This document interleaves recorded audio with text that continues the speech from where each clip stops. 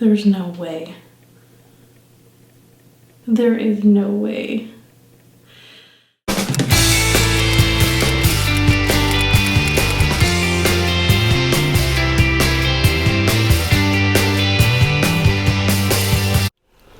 You want to start my vlog off? No. Yep. Hi. There you go. Swayze says hi. You want to say hi, Harlan? Hi. Does husband want to say hi? I don't want to be on here. You want to tell them where we are? No, I want to tell Sutter Health. them Okay, where are we? Camera. We're Camera. Where are we? at the doctor. Yeah. So we just got to the doctor's. I am gonna go in for my first ultrasound. Doctor's office is really small, so we're not all gonna fit in there, and it's a vaginal ultrasound because I think I'm 7 weeks in a couple days. But obviously this ultrasound is going to determine my due date and how many babies I have. One. Not twins. I keep joking that it's gonna be twins. It's not funny. But I'm gonna go in a few minutes, and when I get out, I'll show you the good or bad news, whatever it is that I find out, and we'll be back. All right, guys, so I got out of the appointment. I just got home. It was a really, really long drive. It takes an hour and 20 minutes to get to my doctor's office because we just moved, so I still have to go back to the same doctor I was going to before. But we have the baby. It looks like a little peanut. So my due date is November 15th, but because I am a diabetic and I'm a high-risk pregnancy, I most likely will be having this baby at the end of October, maybe the first couple days of November, because they will induce me at 39 weeks at the latest. But there's only one baby. My husband, I feel like I was really amping him up that there was going to be two. He was nervous, but I am so excited. I really hope this pregnancy is successful. I will be vlogging the entire pregnancy, at least my journey, as much as I can. And I'm sorry, I can't even hold. I got something in my eyeball. But we just got home. Everybody else is in the house. Everybody had to pee really bad, so I'm just finishing up the vlog really quick, and we'll see you next time. Today's April 8th, and it has been 1 week since I filmed last for this vlog. I was experiencing really heavy cramping on Thursday, which carried into Friday and then Saturday. So I did contact my doctor all 3 days, and they basically just informed me to be on bed rest and hydrate, which I did do. The cramping didn't really subside. And I will tell you right now, I've never experienced this type of cramping in a pregnancy before. Even when I miscarried, I did not feel this type of cramping. So I was extremely worried. I've just been... Thank you, baby. You're welcome. I've just been super on edge. I am hoping for the best, but I am expecting the worst. Okay, so real quick, I'm just gonna pop on. I told you that I would give an update after I got back from the doctor's. Unfortunately, I came home and went right to sleep. I was exhausted and I was still cramping, so I just went right to bed. But I did get good news. Baby still had a heartbeat. Everything looked okay. I have to go in for a ultrasound checkup in 2 weeks, and then another one a week after that, and then 1 2 weeks after that. So I will be getting quite a few ultrasounds coming soon, mainly to just keep track of the baby's growth and making sure the baby is still alive. They didn't tell me too much because the ultrasound tech can't really, they can't tell you anything. By law, they are not allowed to tell you anything. So typically with, sorry, my hand's like hurting from holding this. Typically they will give you, what's it called? Kind of like a yay or nay, like in the middle of it. I mean, if you do ask questions, I'm sure they will answer. My lady didn't. I did ask her if baby had a heartbeat. She said yes, everything looks fine with the baby, and it looks the way it's supposed to look at this point in stage during the pregnancy. But I did notice she had a slight concern that there might be a growth or like what's called like a fibroid on my uterus, which happens in, it can happen well, actually technically there's no known cause.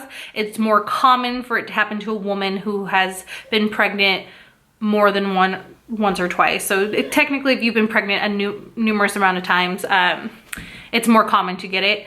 I think like 70% of women will experience it at some point in their life. So she doesn't know if it was just a shadow or if it was something to be concerned about. So she did take measurements on it, and then I will find out at my next doctor's appointment whether that could be the cause of what happened last time, or if it's going to affect anything at all, or it could just be there. Sometimes people just have them their entire lives. So we'll find out exactly what it is my next appointment, which will be on May 1st. So from there we'll know. But so far everything's fine. They did tell me bed rest and lots of water. So I'm not supposed to be doing, I can't lift anything like over 5 pounds, which is hard because I have a 2-year-old. So I do lift him because, I mean, he can't get into the car by himself, and you know, we do have to go run errands. I still have to live my life. But when we aren't doing anything, I do have to be basically off my feet and on my eating schedule and still taking my insulin and my eating regimen that they have for me. So that's it. I can't remember where I left off in the last vlog, but I think this will be a part of it. I think it was, we found out the baby did have a heartbeat and the fibroid did not grow. So I kind of just wanted to come in and just kind of show you what it kind of requires in a high-risk pregnancy, at least my kind of high-risk pregnancy.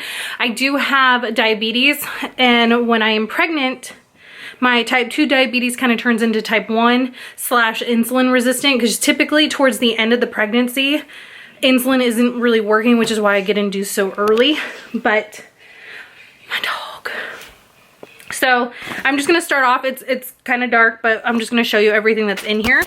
Okay, so first off, I take the Humalog, and it is falling out of this thing. Ah!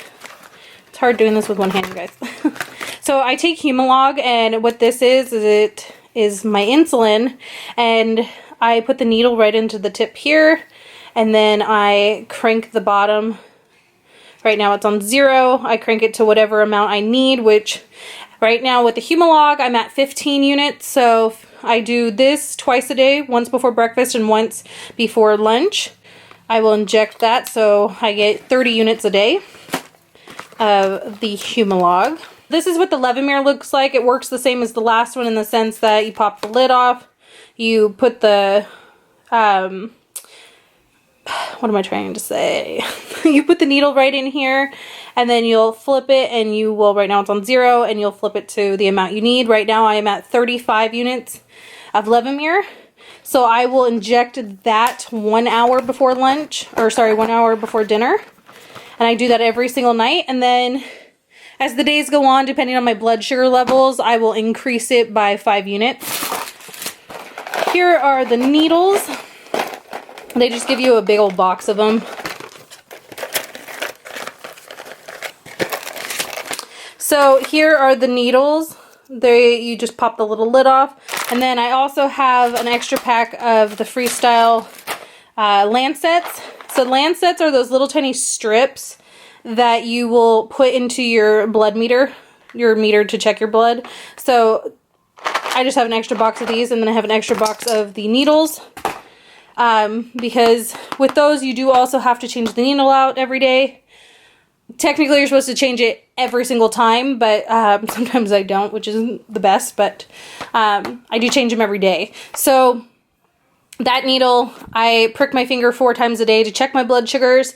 I do it once in the morning before I eat, once after I eat, breakfast, lunch, and dinner.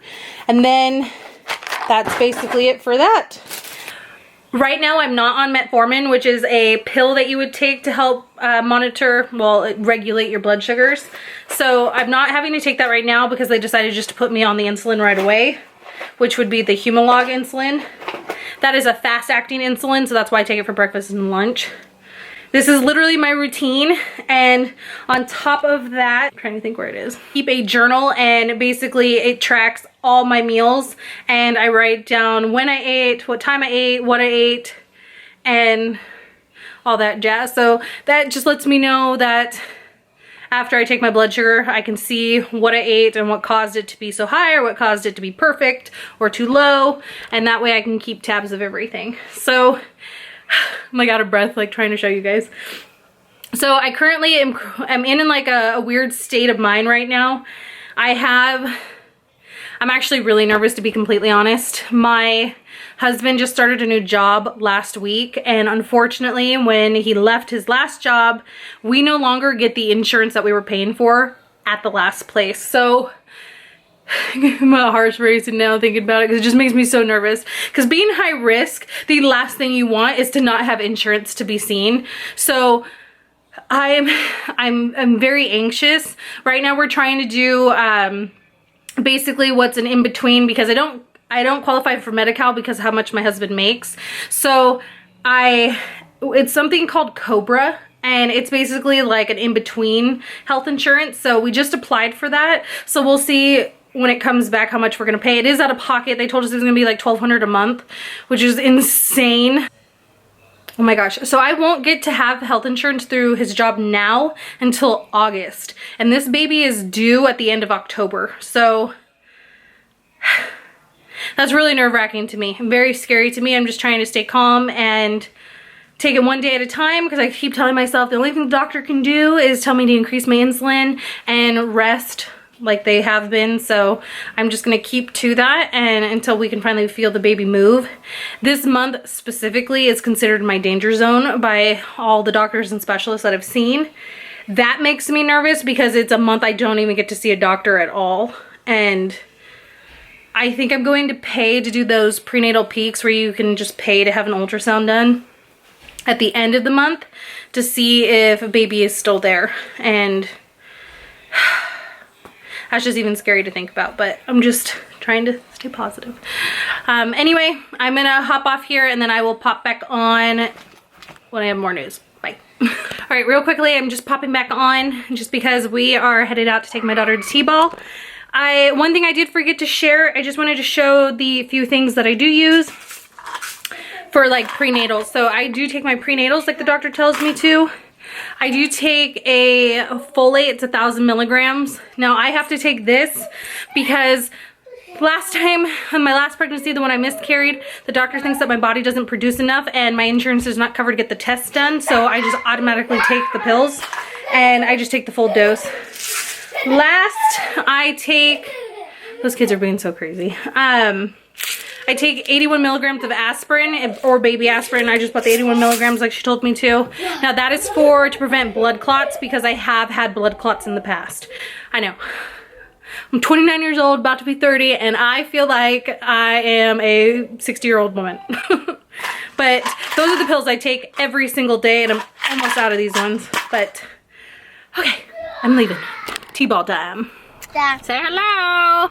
Hello. Hi. Hello. Last time when we went to the doctor, I watched the phone. You did. So what's up, guys? We just got to the doctor's office. I look a hot mess right now. I'm tired. Kids are tired. We just drove an hour and a half to get to my doctor's office. And we got Wendy's. And we got Wendy's. And so this appointment, we are going to find out if my baby has a heartbeat or not. So last time we found out that I had a fibroid and that put me at a higher risk than I already was at a miscarriage. And it's been 4 weeks, which was the longest 4 weeks of my life. And I'm dreading going in right now, honestly. My heart's racing a little bit. So I'm just really hoping that it's good news and the baby has a heartbeat. Today I have 2 appointments and they're back to back. One is to measure the fibroid. And if you don't know what a fibroid is, it's basically a non-cancerous tumor. It's just a growth, and it's in the uterus, which it can affect the baby's growth and how it develops and that kind of stuff. So it was not good news finding that out, but we're going to see if it's grown, because if it's not growing with the baby, then it's not going to be a problem. If it is growing with the baby, then it is going to be an issue, and they're going to decide, you know, what to do with me then. But right now, say hi. Say hi. And we're gonna get to watch the phone here. But basically that's what we are going to be learning today. I'll pop back on when we get back out, and hopefully I have good news to tell you. So I'm finally home. We just got home. I am exhausted. I'm so tired. It was like an hour and a half to get home, but baby had a heartbeat, so that is such good news. There's the baby. As happy as I am, I'm still a little cautious because I'm 12 weeks and 4 days according to the doctor, and my miscarriages have been happening at 14 to 16 weeks. So right now the baby looks really good, but I'm just trying to keep my hopes up and praying that this baby is going to be okay. Fibroid wise, they didn't really discuss anything because my doctor decided to leave early, so I drove an hour and a half and I didn't even get to see my doctor. I had to see a different doctor, but thankfully they were able to accommodate me. The kids are just waking up. I'm gonna go in and eat dinner because I'm hungry. Okay, bye. All right, hey guys, so I can't remember what day I last filmed. I don't have a lot of time because my camera's gonna die, but so today's Saturday, and Wednesday I went and had an ultrasound done and the baby didn't have a heartbeat. I didn't bring my camera then because I wasn't really planning on getting an ultrasound. It was just a spur of the moment kind of thing because I just had really bad cramping, and my doctor kept telling me it was my fibroid causing my pain, and I didn't think it was my fibroid. So I paid to go to a private place to get an ultrasound done. I know I look like crap, but it's been a rough couple of days. So I went to get the ultrasound done. I started crying the minute I walked in there, and the lady tried to comfort me, and she asked me why I was crying, and I told her my whole history of pregnancies, and she's like, let's be hopeful, let's be hopeful. So we go in and I lay down on the ultrasound table. They pull my shirt up. She puts the ultrasound machine, the little wand, on me, and I knew right when I looked at the screen that we had lost the baby. I've seen it enough times now. This is the third time.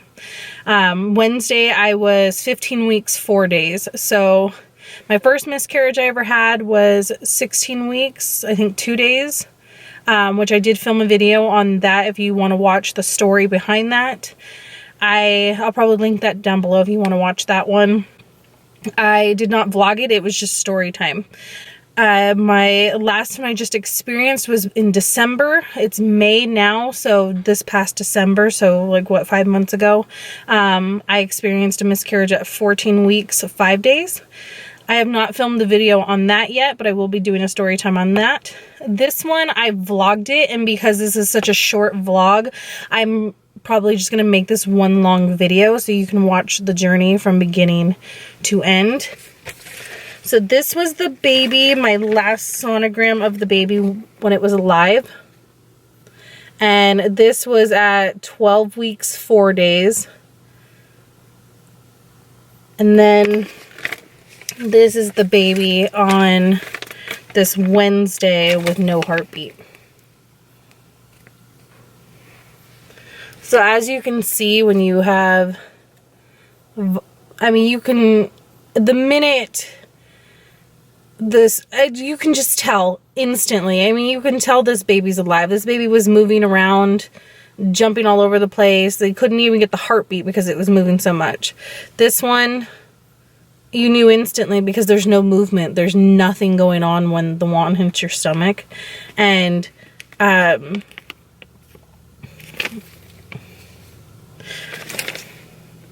really messed up to look at, and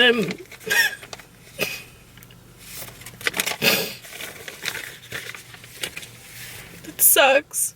It really sucks.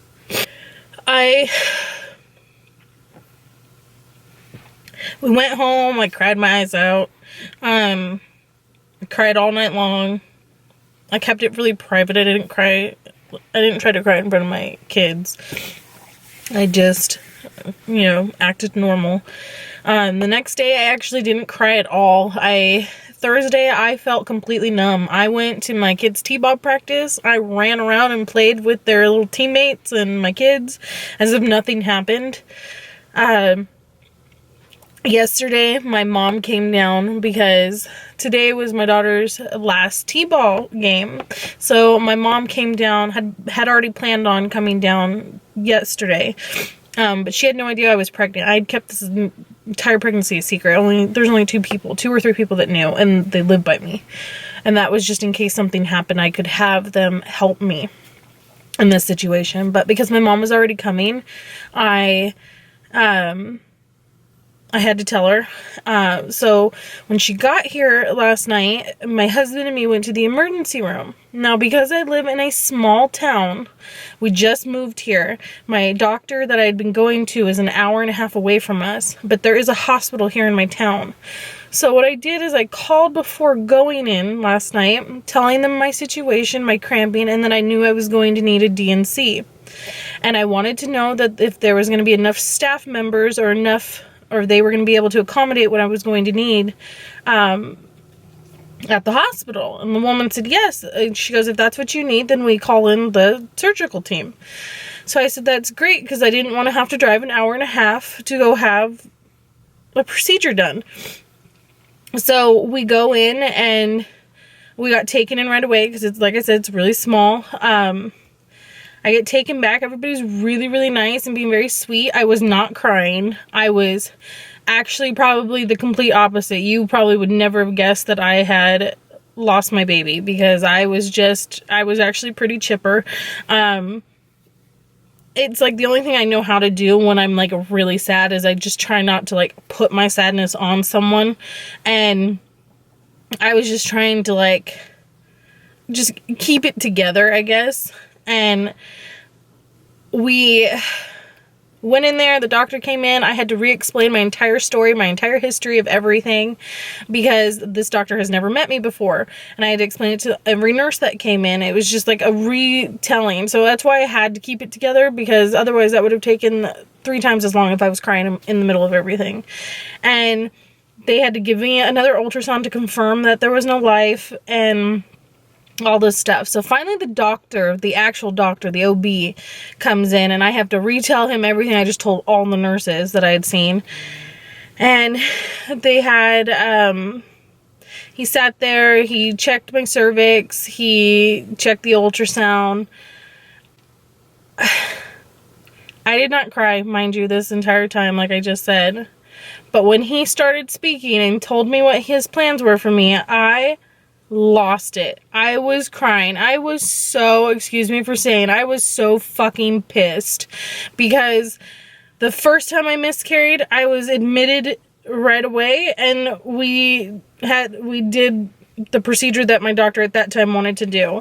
This last one I had in December, I was admitted right away and got the procedure the very next day. And last night, because I'm so far along, and the baby is at a substantial size, they don't want you birthing at home, because the blood loss that can come along with it, especially with my history of hemorrhaging. And he's telling me that because they are so small of a hospital, they don't have enough staff members to do the procedure for me, because they don't staff enough people on the weekends, because they're a small hospital, that he says that I need to wait until Tuesday, or I could push it another week or 2 until I see heavier blood. And I can't even tell you how mad I was, because here I am, I'm clearly in pain. You had to give me morphine. I'm being as nice as I possibly can in the situation that I've been given, and you're telling me to go home. And he gave me pain meds. He gave me hydrocodone. That does not work like morphine. I'm literally having contractions. I'm experiencing them every hour, and they are lasting about 20 minutes at a time. And they are super severe today because he messed around with my cervix yesterday when he was trying to like stretch and see how ready my cervix was. And he was an old man. And as I'm crying, he looks to my husband, and he's telling my husband women grieve differently with their babies and blah, blah, blah, blah, blah. And my husband just was like, okay.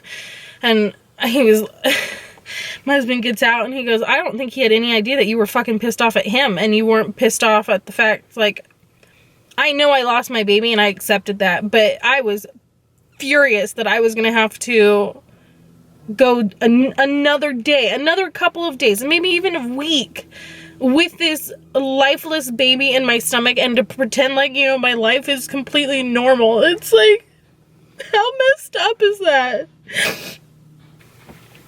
And I had to do it last time too, but this time it was like, I think it's because last time it happened because I couldn't get into I didn't go into the emergency room until it was time. This time I went in because I wanted help. I wanted it removed. I want to, like, move on, and it's already been enough time that I feel like they should have helped me, or they should have sent me to another hospital to have it done, because I would have driven to the other hospital. If they had just released me from there, I would have went just so I could have my procedure done. Because we don't have any family here to help.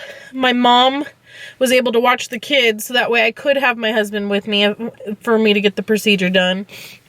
Because the problem is, if you have not had a D&C before, it's a procedure where they remove the baby and they label it like a missed abortion because they perform it the same way.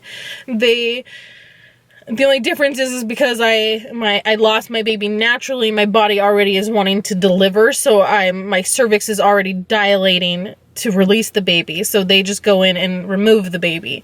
But because of that, they put you out. They treat it like a surgery, so you are out, and when you wake up, you're not quite there. You have your drugs in your system, and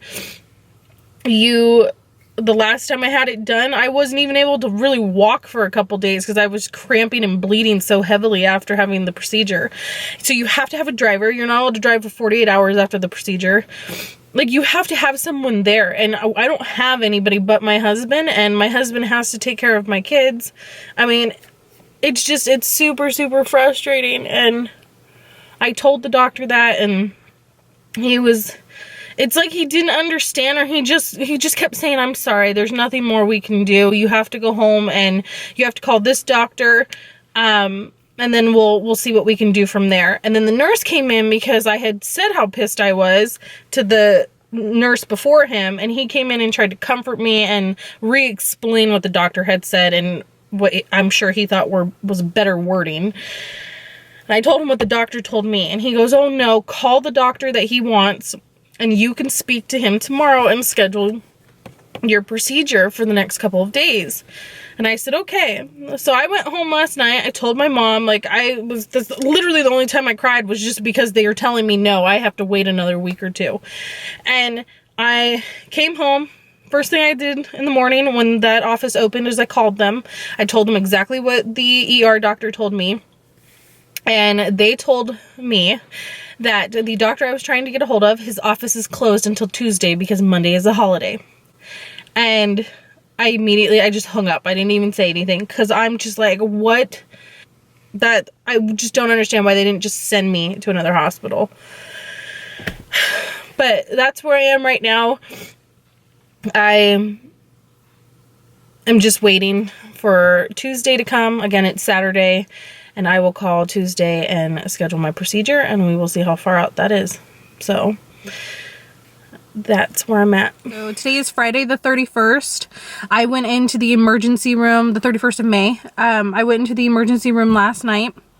So what had happened was the last doctor wanted me to wait and do a follow-up with a different doctor and then scheduled me a D&C at the hospital. So when that doctor finally called me, they told me they weren't going to be able to get me in until Thursday or Friday, and I didn't want to wait that long to just have a meet and greet basically, and then him schedule me a D&C next week or the week after. I just honestly, I could not go another day pretending like everything was okay. It's not, if you've done it before, you know exactly what I'm talking about. This is my third time it's happened to me, and I think that's the only reason I was able to even stay as sane as I did.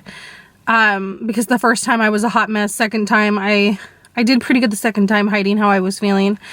This time I think I did a really good job hiding how I was feeling. Obviously, you guys get to see how I'm actually feeling because every time I'm filming, I'm by myself.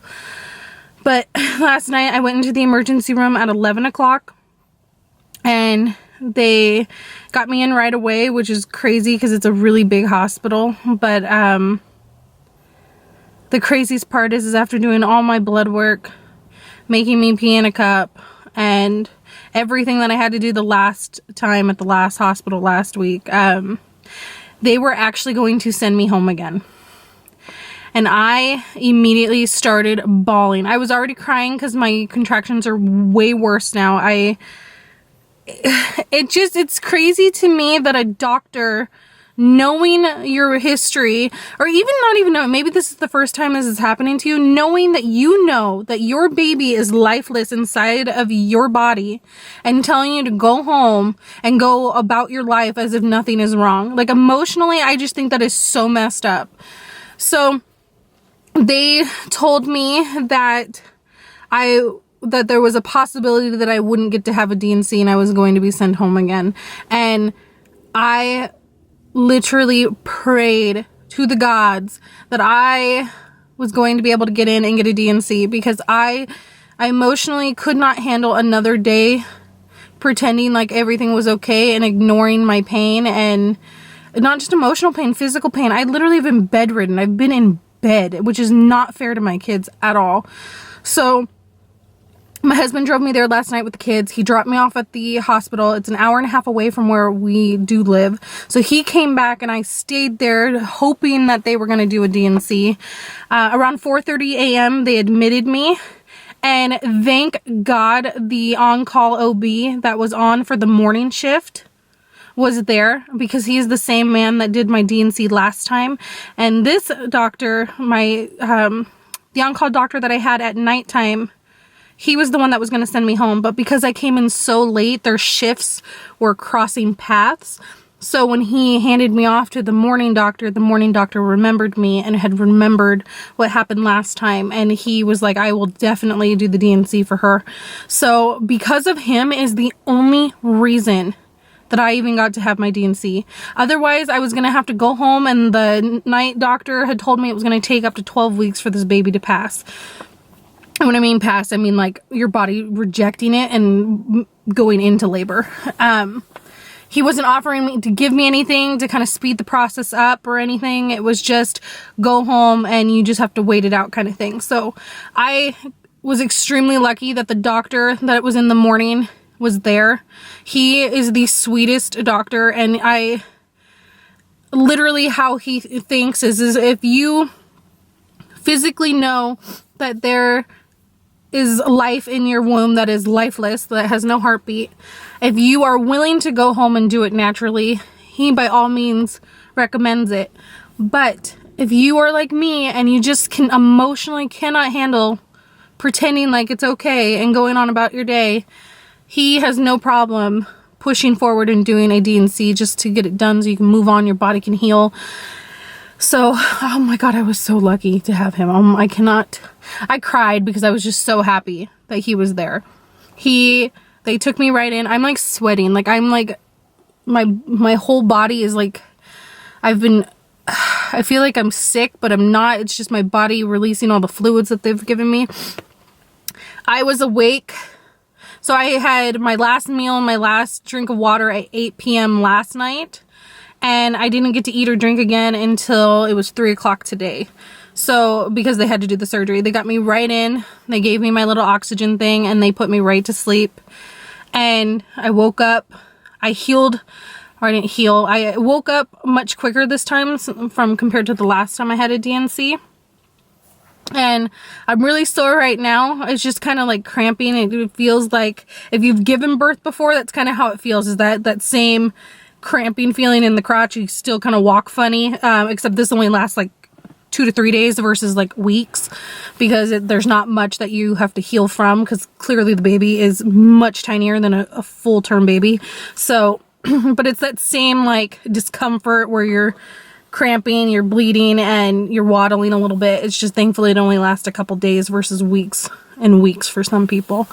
So this whole journey is completely over. I am so glad that it's finally done and I can heal and move on. A lot of my friends and family are going to be really surprised if they watch this, because no one knew I was pregnant except my mom and two other people. So this has been, obviously my husband too, but this has been a complete secret. I even started, I'll probably do a little clip that I'll probably insert. Our spare room, I was going to make a nursery, and it was like a couple nights ago. I was just so upset, and I just couldn't stare at the room anymore, because we've lived in this house now for 5 months and I never did anything with the room because I'd always planned on making it a nursery. And because I just lost 2 babies in a matter of 5 months, I snapped. I went down to Lowe's, bought paint, and I started painting that room. I just immediately am like, this is obviously never going to get to be a nursery, at least not right now. So I just need to move on and make it into what I need it to be so I can mentally move on. I guess what's meant to be will be, and it just wasn't meant to be. But I really hope tracking this as best I could, that this helps some of you. I think it's really important for people to see, you know, the ups and downs of what some women go through. I luckily, it's crazy to even think about it, but what I'm experiencing, and I feel so bad for other women, but I at least am really lucky that I have 2 living children, so I know what it feels like to be a mom. There are people out there that are experiencing what I'm experiencing and they don't have children. They don't ever get to make it to the end, and my heart, oh my god, that is just, I feel like I got lots of drugs in my system right now, so I'm like extra emotional, because I'm definitely not pregnant anymore. I at least, like I said, I have 2 living children, so I don't feel like my heart's empty. I feel I was unlucky, but I am, at the end, I'm still extremely lucky. I am like detoxing these drugs out, and I'm gonna go take a shower and then get back in bed, and then hopefully in a couple days I will be back to normal and I can move on and just start fresh. Well, you guys, that's it for this video. I'm happy to have shared my story, and I think that's everything I wanted to say.